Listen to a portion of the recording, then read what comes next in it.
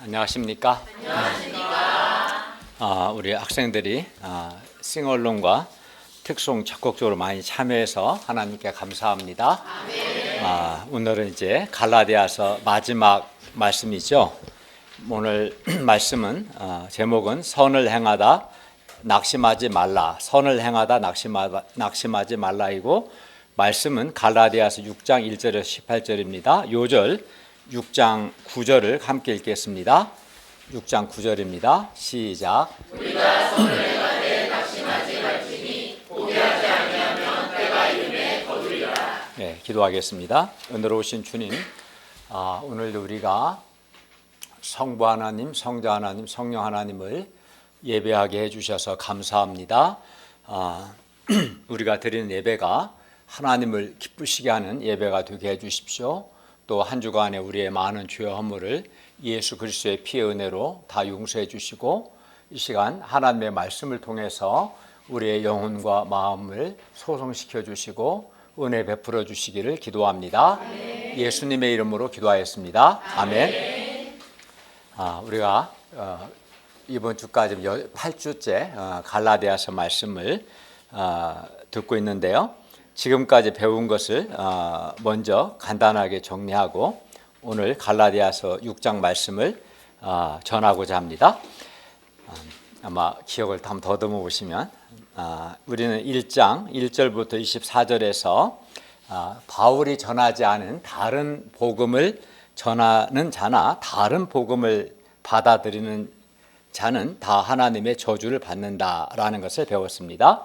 그리고 2장 1절부터 21절에서는 율법의 행위로서 의롭다함을 얻을 육체가 없고 오직 예수 그리스도를 믿음으로 의롭다함을 얻는다는 이 복음의 진리를 따라 바르게 행해야 한다라는 것을 배웠습니다. 3장 1절부터 14절에서는 예수 그리스도의 복음을 듣고 믿음으로, 복음의 말씀을 듣고 믿음으로 율법의 저주에서 벗어나 의롭다함을 받고 성령을 받았다라는 걸 배웠고요. 3장 15절부터 25절에서는 하나님께서 아브라함에게 미리 정하신 언약 곧 믿음으로 의롭다함을 받는다는 이 약속은 결코 430년 후에 생긴 율법에 의해서 폐기되지 않기 때문에 우리는 언제나 우리 죄를 위하여 십자가에서 죽으시고 부활하신 예수 그리스도를 믿음으로 의롭다함을 받는다라는 것을 배웠습니다. 그리고 3장 26절에서 4장 20절에서는 예수 그리스도를 믿음으로 우리는 하나님의 아들, 딸이 되었기 때문에 이제 하나님이 아닌 것들, 즉 약하고 천박한 초보 원리들에게 다시는 종노릇하지 않아야 한다는 것을 배웠어요. 그리고 4장 21절부터 5장 12절에서는 이제 하갈, 사라 나온 부분이죠. 여기서는 우리가 자유를 누리도록 예수 그리스도께서 우리에게 자유를 주셨다는 것과 율법 안에서 의롭다함을 얻으려 하는 자는 예수 그리스도에게서 또 그의 은혜에서 끊어지기 때문에 신자가 자유자로서 우리는 사랑을 통해 역사하는 믿음으로 살아야 한다라는 것을 배웠습니다. 이제 마지막으로 지난 시간에 5장 13절부터 26절에서는 신자는 성령을 따라 행해야 한다는 것과 신자가 성령을 따라 행할 때 육체의 욕심을 이루지 않고 성령의 열매를 맺는다는 것을 배웠습니다. 다 기억나세요? 네. 전체가 좀 그래도 정리가 되죠. 오늘 말씀을 통해서는 특히 신자가 선을 행할 때 가져야 할 확신과 신자는 왜 예수 그리스도의 십자가만을 자랑해야 하는가, 이 두 가지를 특히 배울 수 있기를 바랍니다. 아멘. 제1장 너희가 짐을 서로 지라. 6장 1절부터 5절까지 말씀입니다. 6장 1절을 한번 같이 읽겠습니다. 시작. 형제들아, 사람이 만일 무슨 범죄한 일이 드러나거든 신령한 너희는 온유한 심령으로 그러한 자를 바로잡고 너 자신을 살펴보아 너도 시험을 받을까 두려워하라. 교회 공동체에서 만일 어떤 사람이 범죄한 일이 드러나면 어떻게 해야 합니까? 두 가지를 말씀하는데, 첫째, 신령한 자는 온유한 심령으로, 온유한 마음으로 범죄한 그 사람을 바로 잡아야 합니다. 교회 공동체에서 어떤 사람이 범죄한 일이 드러날 때 범죄한 그 사람을 비난하거나 정죄할 수 있습니다. 아니면 범죄한 사람을 바로 잡는 데에는 많은 수고가 요구되기 때문에 범죄한 그 사람을 못 본 채 할 수 있어요. 정죄하거나 아니 못 본 채 할 수 있겠죠. 그러나 바울은 신령한 사람이 온유한 마음으로 범죄한 그 사람을 바로 잡으라 라고 말씀합니다. 그러면 누가 신령한 즉 영적인 사람입니까? 6장 1절에서 바울이 말하는 신령한 너희는 우리가 5장에서 배운 것처럼 성령을 따라 행함으로 성령의 열매를 맺는 사람을 가리킵니다. 우리가 성령을 따라 행함으로 성령의 열매를 맺는 신령한 사람이 되어 온유한 마음으로 범죄한 그 사람을 바로 잡으면, 즉 범죄한 그 사람이 회개를 하면 범죄한 사람이 회복이 되고 교회의 공동체는 거룩을 유지할 수 있어요. 그러나 범죄한 사람을 바로잡지 않으면 범죄한 그 사람은 죄를 회개하지 않기 때문에 더욱 완악해지고 죄의 종이 되고 사탄의 도구가 됩니다. 그 사람은. 그리고 교회 공동체는 범죄한 그 사람의 악영향으로 인해서 고통하게 될 것입니다. 그렇기 때문에 범죄한 사람을 바로잡는 것, 범죄한 사람을 회개시켜서 회복시키는 것은 정말 귀한 일이며 그것이 바로 사랑을 통해 역사하는 믿음으로 행하는 것이고 성령을 따라 행하는 것입니다. 둘째, 우리는 우리 자신을 살펴보아 우리도 시험을 받을까 두려워해야 합니다. 왜냐하면 나도 범죄한 그 사람처럼 똑같은 죄를 지을 수 있기 때문입니다. 죄는 사람을 가리지 않습니다. 죄는 내 곁에도 언제나 가까이 와 있습니다. 그러므로 우리는 늘 두려운 마음과 겸손한 마음으로 우리 자신을 살펴보아서 우리 자신이 시험을 받지 않도록, 우리 자신이 유혹당하는 일이 없도록 해야 합니다. 6장 2절 읽겠습니다. 시작. 너희가 짐을 서로 지라 그리하여 그리스도의 법을 성취하라. 바울은 너희가 짐을 서로 지라 라고 말합니다. 여기서 짐은 범죄한 사람을 바로 잡는 과정에서 지게 되는 무거운 짐을 가리킵니다. 범죄한 사람을 바로 잡는 것은 정말 무거운 짐을 지는 것과 같습니다. 왜냐하면 범죄한 사람을 바로 잡기 위해서는 범죄한 사람이 하나님 앞에서 자신이 죄인임을 깨닫고 회개하도록 도와야 하는데, 범죄한 사람이 하나님 앞에서 자신의 죄인임을 깨닫게 하는 것도 매우 힘들고, 또 죄를 회개하게 하는 것은 더욱 힘들기 때문에 범죄한 사람을 바로잡는 것은 무거운 짐을 지는 것과 같습니다. 하나님의 말씀에 기초해서 죄를 깨닫게 할 때 많은 사람들이 기분 나빠하고 반발합니다. 여러분 가운데도 그럴지 모르겠어요. 어떤 사람은 말씀에 기초하여 권면하는 목자에 대해서 온갖 인간적인 생각을 하고 거스르고 심지어 말로 목자를 공격하기도 합니다. 그래서 사람이 자기 죄를 깨닫고 회개하도록 돕는 것이 사람을 최고로 잘 돕는 것이고 사람을 살리는 것이기는 하지만 이는 매우 부담스럽고 힘든 일입니다. 그래서 이는 마치 매우 무거운 짐을 지는 것과 같습니다. 그러나 우리가 범죄한 사람을 회개시켜서 바로잡는 그 짐을 서로 질 때 그리스도의 법을 성취하게 됩니다. 6장 2절 하반절에서 그리스도의 법은 그리스도께서 재정의하신 율법을 가리키는데, 우리가 갈라디아서 5장 14절에서 온 율법은 내 이웃 사랑하기를 내 자신과 같이 하라 하신 한 말씀에서 이루어졌나니, 이 말씀에서 확인한 것처럼 예수 그리스도의 법은 이웃 사랑을 통해서 성취됩니다. 그런데 범죄한 사람을 바로 잡는 그 무거운 짐을 지는 것이야말로 진정으로 이웃을 사랑하는 것이기 때문에 범죄한 사람을 바로 잡는 그 무거운 짐을 지는 것이 곧 예수 그리스도의 법을 성취하는 것입니다. 네, 제2장 선을 행하다 낙심하지 말라. 6장 6절에서 10절 말씀입니다. 6장 6절을 같이 읽겠습니다. 시작.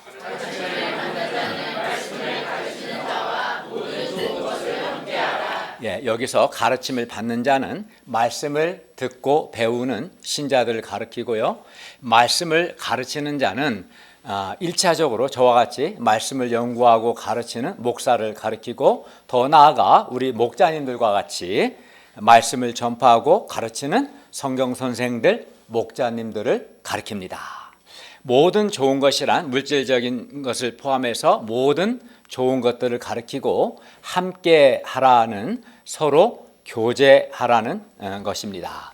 하나님께서 하나님의 말씀을 통해서 우리에게 은혜를 베푸시기 때문에 하나님의 말씀은 하나님께서 교회에게 은혜를 베푸시는 매우 중요한 수단입니다. 말씀을 통해서 은혜를 베푸시기 때문에.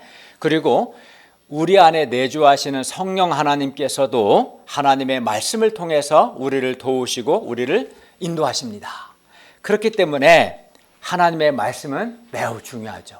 하나님이 말씀을 통해서 신자에게 은혜 베푸시고 말씀을 통해서 성령께서 신자들을 도우시고 인도하시기 때문에 하나님의 말씀은 매우 중요합니다. 그리고 하나님의 말씀이 매우 중요하기 때문에 하나님의 말씀을 연구하고 가르치는 직분 역시 매우 중요합니다. 그리고 교회에서 하나님의 말씀을 배우는 것 역시 매우 중요합니다. 그래서 하나님의 말씀을 배우는 사람은 하나님의 말씀을 가르치는 성경선생, 목자와 모든 좋은 것을 함께 나눠야 합니다. 그리하여 가르침을 받는 자가 말씀을 가르치는 자와 좋은 것을 함께 나눌 때 어떻게 될까요? 교회에서 하나님의 말씀이 더욱 풍성해지고 말씀을 통한 성령의 역사도 더 풍성해질 겁니다. 뿐만 아니라 말씀을 가르치는 자와 말씀을 배우는 자 사이에 사랑의 교제도 더욱 풍성하게 될 겁니다. 그런데 감사하게도 우리 한강교회 우리 목자님들은 말씀을 가르치는 자와 모든 좋은 것을 함께하라는 이 말씀에 순종하고 있습니다. 그 결과 우리 교회 안에 하나님의 말씀도 풍성하고 사랑의 교제도 풍성합니다. 하나님께 감사를 드립니다. 우리 학생들도 우리 목자님들처럼 말씀을 가르치는 자와 모든 좋은 것을 함께 할 수 있기를 바랍니다. 6장 7절을 읽겠습니다. 시작.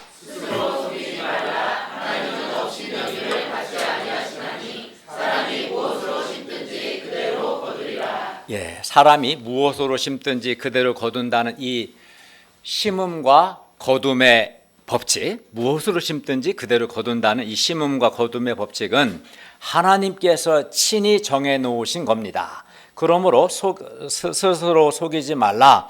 하나님은 업신여김을 받지 아니하시나니 라는 말씀은 하나님께서 친히 정해 놓으신 이 심음과 거둠의 법칙을 무시함으로 하나님을 조롱하지 말라는 겁니다.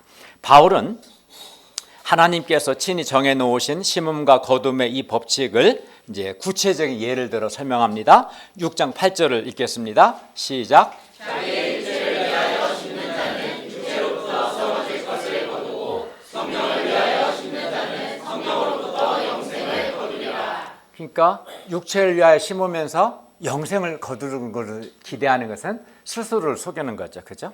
하나님이 정하신 이 심음과 거둠의 법칙을 사람이 바꿀 수 없어요. 여기서 이제 육체는 인간의 타락하고 저급한 본성, 하나님을 거역하는 인간의 죄성을 가리킵니다. 여기서 자기의 육체를 위하여 심는다는 것은 타락하고 저급한 본성대로 사는 것이고 육체의 욕심을 이루는 삶을 사는 것입니다. 그런데 이 육체의 본질은 자기 중심성, 자기 추구입니다. 육체는 자기를 추구합니다. 근본적으로. 그래서 육체를 위하여 심는다는 것은 자기 중심적인 삶, 자기를 기쁘게 하는, 자기를 추구하는 삶을 사는 것을 가리킵니다. 그래서 자기 시간이나 물질이나 재능 등을 주로 자기나 자기 가족만을 위해서 사용하는 삶은 결국 자기의 육체를 위하여 심는 삶입니다. 자기를 추구하는 삶이 바로 자기 육체를 뭘 했든 아무리 열심히 해도 자기를 추구하는 삶이 자기 육체를 위하여 심는 삶입니다. 그러므로 어떤 사람이 어떤 자기 시간과 물질과 재능 등을 주로 어디에다 사용하는가? 무엇을 위해서 사용하는가를 잘 살펴보면 그 사람이 육체를 위하여 심는가 성령을 위하여 심는가 알 수 있습니다. 자기 육체를 심는 자는 육체로부터 썩어질 것을 거두는데 여기서 썩어질 것은 영원한 멸망을 가리킵니다. 반면 성령을 위하여 심는 자는 성령으로부터 영생을 거둡니다. 그리고 여기서 성령을 위하여 심는다는 것은 성령을 따라 행하고 성령의 인도함을 받고 하나님이 기뻐하시는 삶을 사는 겁니다. 하나님을 추구하는 겁니다. 성령 하나님께서는 하나님의 말씀을 통해서 우리 신자들을 인도하시기 때문에 성령을 위하여 심는 삶은 결국 하나님 말씀에 순종하는 삶, 하나님께서 기뻐하시는 삶을 사는 겁니다.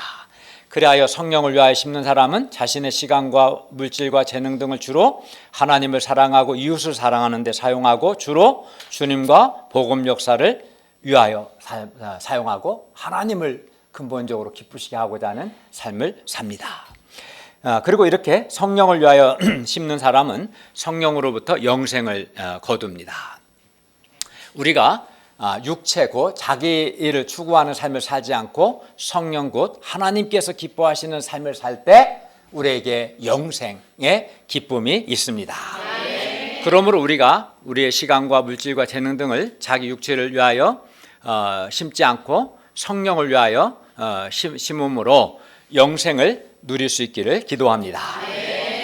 6장 9절을 우리 요절인데 한번 같이 읽겠습니다. 시작.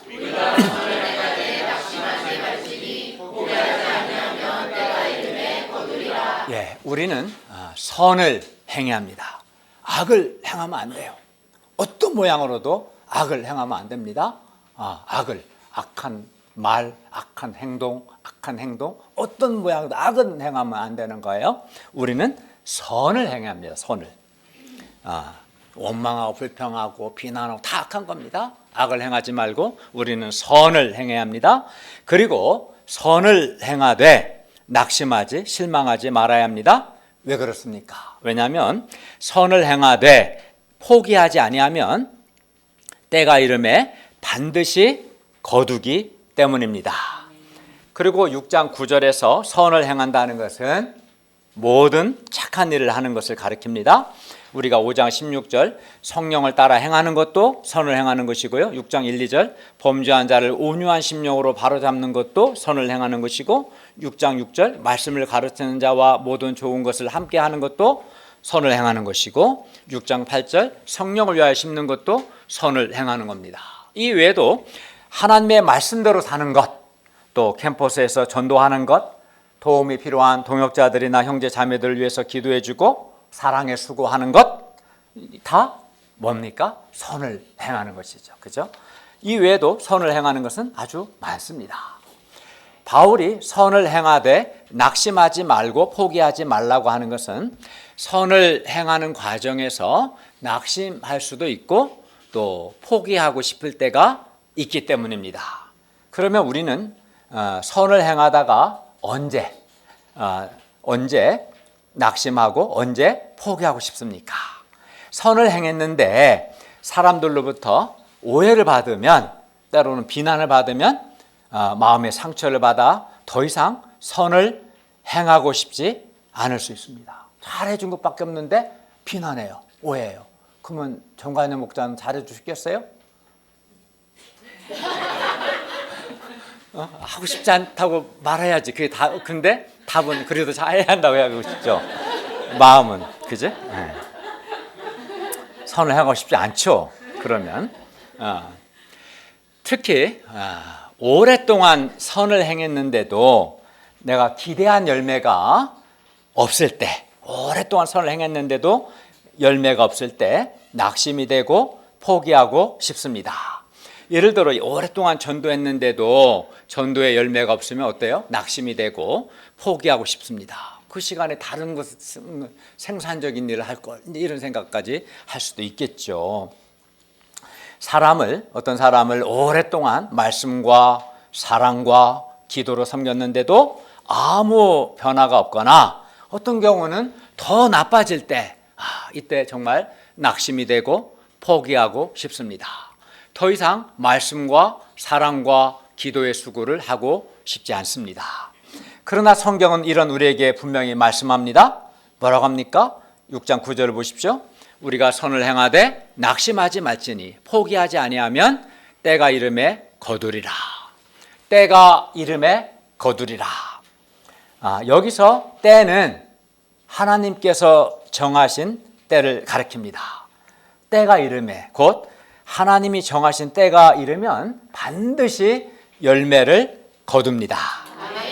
시편 126장 5절 6절도 이렇게 말씀합니다. 눈물을 흘리며 씨를 뿌리는 자는 기쁨으로 거두리로다. 울며 씨를 뿌리러 나가는 자는 반드시 기쁨으로 그 곡식단을 가지고 돌아오리로다.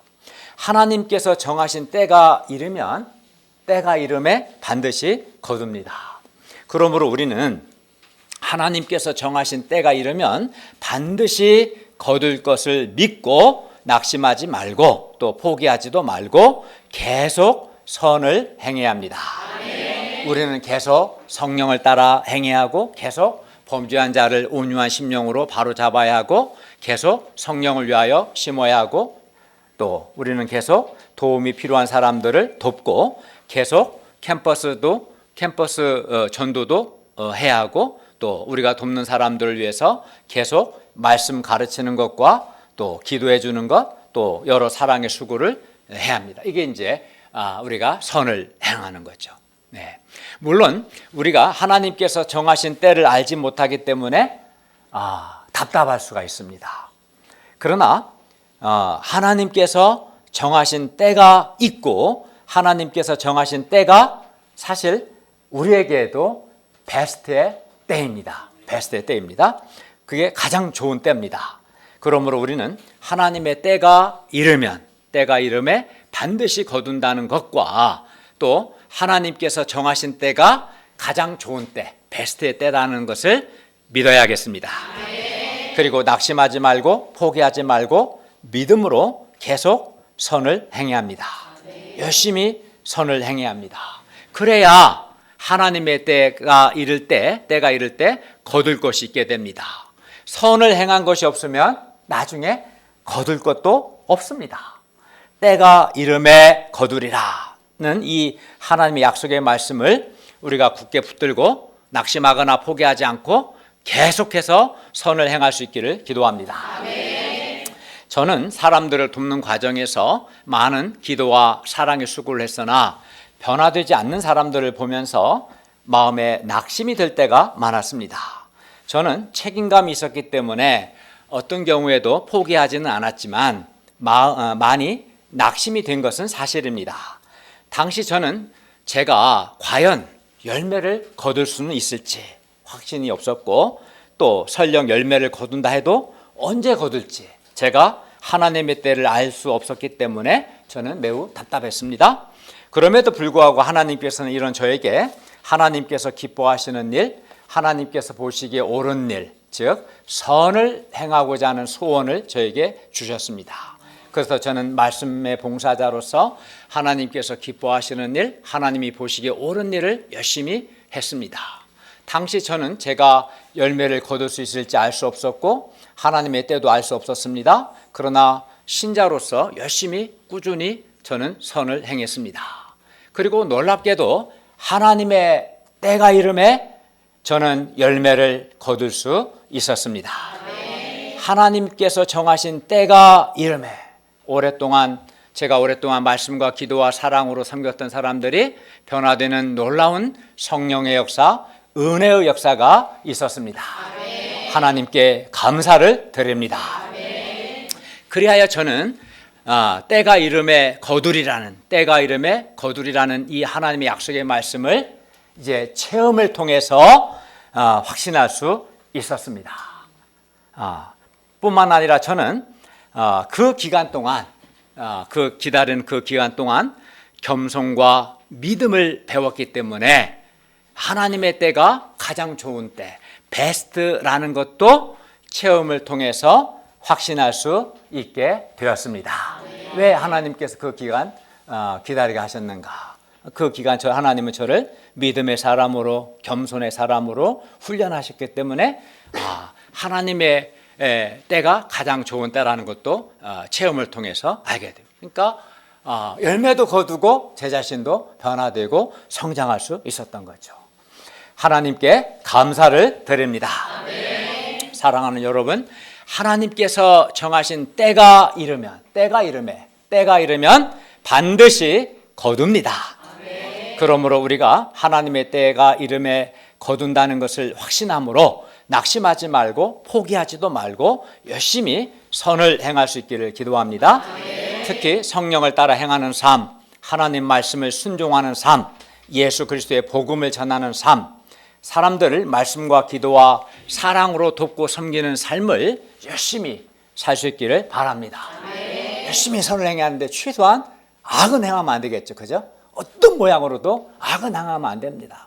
막 원망하고 미워하고 비난하고 막 불평하고 악은 적어도 오늘 본문은 선을 행하되 낙심하지 말라고 했잖아요. 그죠? 때가 이름에 거두리라. 근데 신자가 악을 행하면 되겠습니까? 적어도 악은 행하면 안 되겠죠. 제3장, 내게는 예수 그리스도의 십자가 외에 결코 자랑할 것이 없습니다. 6장 11절에서 18절 말씀입니다. 11절을 보십시오. 내 손으로 너희에게 이렇게 큰 글자로 쓴 것을 보라. 여기서 내 손으로 너희에게 이렇게 큰 글자로 쓴 것을 보라는 말은 바울이 지금까지 이 갈라디아 서신을 구술하면서 이제 바울이 불러주면 옆에 사람이 이제 쓰는 거예요. 대필자에게 기록하게 했어요. 직접 쓰진 않고 그렇게 했는데 이제 지금부터 쓴 이 서신의 말미에 이르러 지금부터는 자신이 직접 이제 펜을 취해서 적고 있다 이런 뜻입니다. 특히 뭐라고 했냐면 큰 글자로 쓴다고 그랬죠. 큰 글자로 쓴다는 것은 6장 12절부터 15절의 내용이 더욱 중요하기 때문에 그렇습니다. 이게 지금부터 쓰는 거는 특히 더욱 중요하기 때문에 내가 직접 그것도 큰 글자로 쓴다 이렇게 말하는 거예요. 그러니까 지금부터 한 내용이 더 중요하겠죠. 6장 12절을 읽겠습니다. 시작. 물론 육체의 모양을 내려하는 자들이 억지로 너희에게 할례를 받게 함은 그들이 그리스도의 십자가로 말미암아 박해를 면하려 함이니라. 예, 바울은 6장 12, 13절에서 당시 거짓 선생들의 정체를 드러냅니다. 거짓 선생들은 한마디로 육체의 모양을 내려하는 자들입니다. 거짓 선생들은 사랑을 통해 역사하는 믿음이나 성령을 따라 행하는 것과 같은 내면에는 관심이 없고 육체의 모양 곧 할례를 행하는 것을 자랑스럽게 생각했고 중요하게 여겼습니다. 그리고 그들이 억지로 갈라디아 교인들에게 할례를 받게 했는데 이는 그들이 그리스도의 십자가로 말미암아 박해를 면하기 위해서였습니다. 왜냐하면 당시 예수 그리스도의 십자가 복음을 믿기 때문에 할례를 받지 않으면 박해를 받았기 때문입니다. 그러니까 예수님의 십자가를 믿는 것과 할례를 받지 않는 연결되어 있는 거죠. 예수 그리스도의 십자가를 정말 믿는 사람은 굳이 할례 받을 필요가 없죠. 근데 할례를 안 받으면 박해를 받았어요. 당시 이런 배경에서 하는 말씀입니다. 예수 그리스도의 십자가의 복음은 모든 사람이 하나님 앞에서 다 죄인이라고 합니다. 의인 없는 하나도 없고 다 죄인이라고 말씀하고요. 또 한 번 죽는 것으로 끝나지 않고 죽은 후에는 범죄한 모든 사람이 불못에 던져져서 영원히 밤낮으로 고통을 받는다라고 말하고 오직 우리 죄를 위해 십자가에 죽으시고 부활하신 예수 그리스도의 은혜로 오직 예수 그리스도의 은혜로만 우리가 구원을 받는다라고 말합니다. 이게 예수 그리스도의 십자가의 복음이죠. 방금 말씀드린 것이. 그래서 자신이 하나님 앞에서 죄인임을 겸손하게 인정하는 사람은 예수 그리스도의 십자가의 복음을 기쁨과 감사로 받아들입니다. 왜냐하면 이 십자가의 복음을 영접하는 자에게 주님께서 죄 용서의 은혜를 주시니까요. 그러나 자신이 하나님 앞에서 죄인임을 인정하지 않고 또 자기의 의를 포기하지 않는 교만한 사람들은 예수 그리스도의 십자가의 복음을 싫어합니다. 그래서 당시 예수 그리스도의 십자가의 복음을 전하면 박해를 받았습니다. 그래서 거짓 선생들은 박해를 받지 않으려고 예수 그리스도의 십자가의 복음은 전하지 않고 억지로 갈라디아 교인들에게 할례를 받게 했던 것입니다. 6장 13절을 읽겠습니다. 시작. 할례를 받은 그들이라도 스스로 율법은 지키지 아니하고 너에게 할례를 받게 하려 하는 것은 그들이 너희의 육체로 자랑하려 함이라. 우리가 5장 3절에서 바울은 할례를 받는 자는 율법 전체를 행할 의무를 갖는다고 배웠습니다. 그러나 당시 거짓 선생들은 할례를 받게 하면서도 정작 율법을 지켜야 하는데 율법은 지키지 않는 아주 위선적인 자들이었어요. 겉으로는 막 이렇게 신앙이 훌륭한 것 같지만 실상 율법을 지키지 않는 위선적인 자들이었습니다. 그리고 그들이 갈라디아 교인들에게 할례를 받게 하는 것은 갈라디아 교인들의 육체로 자랑하기 위해서였습니다. 즉, 이 말은 자신들이 얼마나 많은 갈라디아 교인들을 할례 받겠는가, 갈라디아 교인들의 육체로 자랑한다는 것은 내가 몇 사람이나 할례 받게 했는가, 자신들이 할례 받게 한 숫자로 이제 자기를 자랑하기 위해서 억지로 막 할례 받게 시킨 거예요. 거짓 선생들은 육체의 모양을 내려 했고 예수 그리스도의 십자가로 인한 박해는 피하고 억지로 사람들을 할례 받게 해서 그들이 할례 받게 한 사람들의 숫자, 즉 육체를 자랑했습니다. 그러나 바울은 무엇을 자랑합니까? 거짓 선생들은 육체를 자랑했어요. 그러나 바울은 무엇을 자랑합니까? 6장 14절을 같이 읽겠습니다. 시작. 그러나 이제는 우리 주 예수 그리스도의 십자가 외에 결코 자랑할 것이 없으니 그리스도로 말미암아 세상이 나를 대하여 십자가에 못 박히고 내가 또한 세상을 대하여 그러하니라. 6장 14절의 헬라 본문에는 베일 앞에 내게는 이라는 단어가 나오고 그 다음에 그러나 나오는데, 이는 바울이 자신을 거짓 선생들과 대조하기 위해서입니다. 거짓 선생들은 육체를 자랑한다. 그러나 내게는, 이런 말, 그러나 내게는 14절을 보시면 우리 주 예수 그리스도의 십자가 외에 결코 자랑할 것이 없으니, 그러니까 나는 예수 그리스도의 십자가만을 자랑한다는 거겠죠. 바울은 거짓 선생들과는 달리 오직 예수 그리스도의 십자가만을 자랑했습니다. 자랑하는 게 완전히 다르죠. 그리하여 바울은 그리스도로 말미암아 세상이 나를 대하여 십자가에 못 박히고 내가 또한 세상을 대하여 그러하니라 라고 말합니다. 조금 말이 어렵죠. 여기서 세상이란 예수님을 믿지 않는 세상을 가리킵니다. 예수 그리스도께서 십자가에 못 박히시고 바울은 이 예수 그리스도와 믿음으로 연합함으로써 세상은 바울에 대하여 십자가에 못 박혔고 바울은 세상에 대하여 십자가에 못 박혔습니다. 여기서 십자가에 못 박혔다는 것은 죽었다는 거예요. 십자가 못 박히면 죽잖아요. 죽었다. 더 이상 반응하지 않는다라는 의미로 십자가에 못 박혔다는 것은 죽었다. 더 이상 반응하지 않는다. 세상도 나에게, 나도 세상에게, 서로가 서로에게 십자가에 못 박혔다. 그래서 서로가 서로에게 죽었다. 더 이상 반응하지 않는다. 이런 말입니다.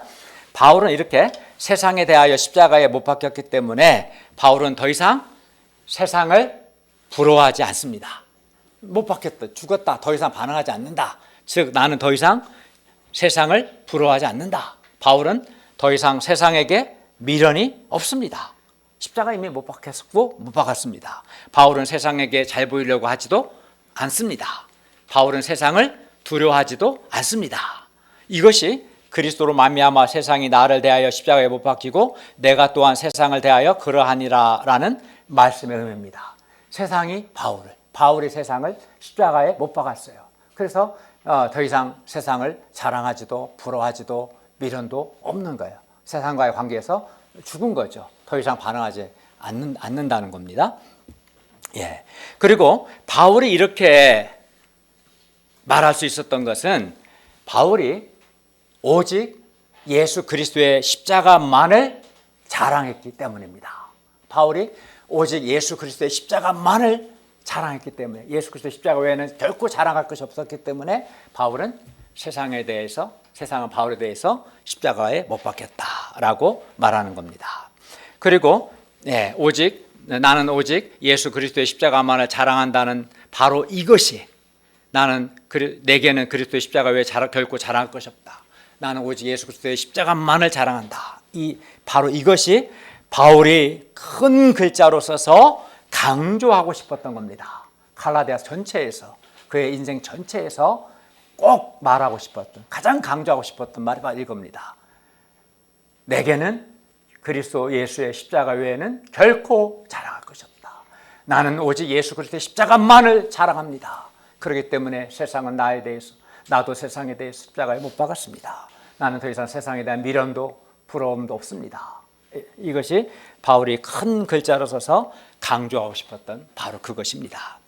그리고 오직 예수 그리스도의 십자가만을 자랑하는 사람은 그 사람 역시 사도 바울처럼 예수 그리스도의 십자가로 말미암아 세상이 나를 대하여 십자가에 못 박히고 내가 또한 세상을 대하여 십자가에 못 박혔습니다 라고 말합니다. 당시 바울은 사실 자랑할 만한 좋은 인간 조건들을 많이 가졌어요. 그는 로마 시민권도 있었고요. 어려서부터 율법 교육을 잘 받았고요. 바리새인이었고요. 가말리엘은 유명한 스승의 제자였고요. 그는 만약에 프로필을 쓴다면 자기 쓸만한 자랑거리가 아주 많았을 거예요. 근데 그는 하나도 안 쓰는 거예요. 딱 하나 쓰려고 하면 나는 그리스도 예수의 십자가만을 자랑합니다. 그는 자랑할 만한 인간적인 조건들이 아주 많았어요. 바울은 그런데도 왜 예수 그리스도의 십자가만을 그는 자랑합니까? 왜냐하면 예수 그리스도의 십자가는 어떠한 몹쓸 죄인도 구원하는 하나님의 구원의 능력이 되기 때문이고, 예수 그리스도의 십자가는 우리 죄인들을 향한 하나님의 사랑의 표현이기 때문입니다. 십자가는 그 하나님의 구원의 능력이고 하나님의 사랑의 극치입니다. 그리하여 어떠한 몹쓸 죄인이라도 예수 그리스도의 십자가의 복음을 받아들이면 그 사람은 구원을 받고 살아계신 하나님의 사랑을 받습니다. 십자가의 복음을 받아들이면 죄 용서와 의롭다함을 받고 하나님의 아들, 딸이 됩니다. 하나님은 우리 죄인들을 위하여 독생자 예수님을 십자가의 죽음에 내어주셨고, 예수님께서도 우리를 사랑하사 우리 죄를 위해서 자기 목숨을 십자가에서 내어주셨기 때문에 예수 그리스도의 십자가는 하나님과 예수님의 사랑의 극치입니다. 그렇기 때문에 바울은 예수 그리스도의 십자가만을 자랑했던 것입니다. 바울과 같이 예수 그리스도의 십자가의 의미를 깨닫고, 예수님의 십자가는 어떠한 몹쓸 죄인도 구원하는 하나님의 구원의 능력이고 하나님의 사랑의 극치라는 이 십자가의 의미를 깨닫고, 그리하여 예수 그리스도의 십자가를 자랑하는 사람은 더 이상 불신 세상의 물질적인 풍요나 화려함이나 명예나 칭찬이나 사람의 인정 등을 부러워하거나 미련을 갖지 않습니다. 십자가만을 자랑한 사람은 세상에 대해서 십자가에 못 박힐 수 있는 것이겠죠. 그러므로 우리도 바울처럼 예수 그리스도의 십자가의 의미를 깨닫고 예수 그리스도의 십자가만을 자랑할 수 있기를 바랍니다. 바울이 평생에서 꼭 하고 싶었던 말이 바로 이거였어요. 6장 15절을 읽겠습니다. 시작.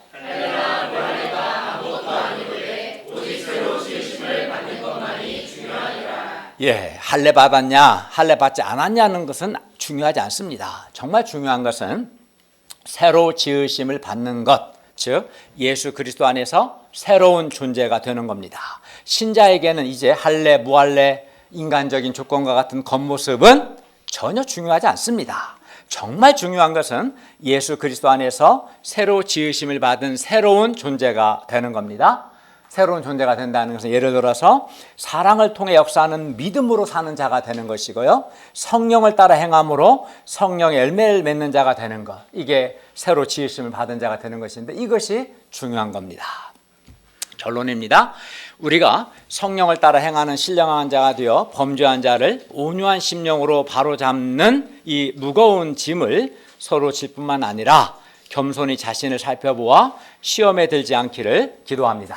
아멘. 또 말씀을 가르치는 자와 모든 좋은 것을 함께함으로 하나님의 말씀도 풍성하고 사랑도 풍성하고 성령의 역사도 더 풍성하기를 기도합니다. 아멘. 또 우리가 하나님께서 정하신 때가 이름에 거두리라. 때가 이르면 반드시 거둘 것을 확신함으로 낙심하거나 포기하지 말고 계속 선을 행할 수 있기를 기도합니다. 아멘. 신자는 어떤 모양으로도 어떠한 이유로도 악을 행하면 안 되는 겁니다.